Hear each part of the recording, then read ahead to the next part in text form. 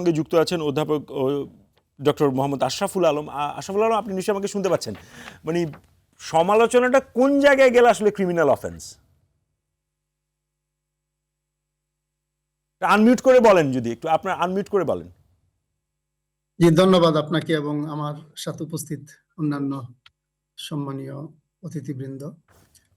Actually সমালোচনা কোন পর্যন্ত গেলে ক্রিমিনাল অফেন্স হবে, এটা ডিফাইন তো আইন দ্বারা হয় নরমালি। যখনই সমালোচনাটা এরকম পর্যায়ে চলে যাবে যেটা হচ্ছে রাষ্ট্রীয় আইন, আমাদের যে বিধিবদ্ধ আইন আছে, রাষ্ট্রীয় আইন লঙ্ঘন করবে, অন্যের অধিকার খর্ব করবে, সেই ক্ষেত্রে গেলে তো নিশ্চয়ই সেটা অপরাধ হবে। তো সমালোচনা নিশ্চয়ই গঠনমূলক সমালোচনা যদি হয়, আইনকে লঙ্ঘন না করে, অন্যের অধিকার খর্ব না করে, অন্যকে বিপদে না ফেলে, সেই ধরনের সমালোচনা তো থাকতেই হবে। সেটা তো আর তখন ক্রিমিনাল অফেন্স হিসাবে ট্রিট করা যাবে না।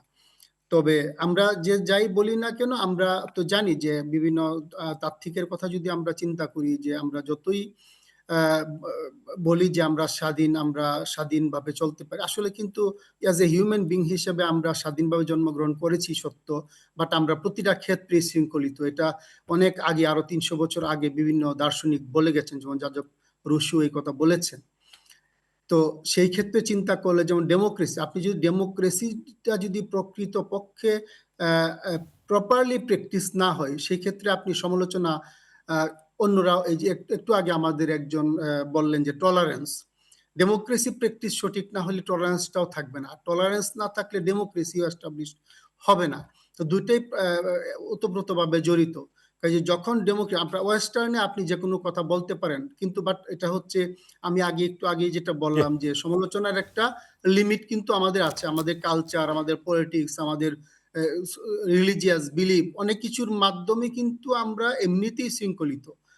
সেখানে কিন্তু কথা বলতে গেলে আমাদেরকে অনেক কিছু ভেবেই বলতে হয়। তারপরেও যতটুকু যৌক্তিক সমালোচনাটুকু করার অধিকার এজ এ হিউম্যান বিং আমাদের সবারই থাকতে হবে। ধন্যবাদ।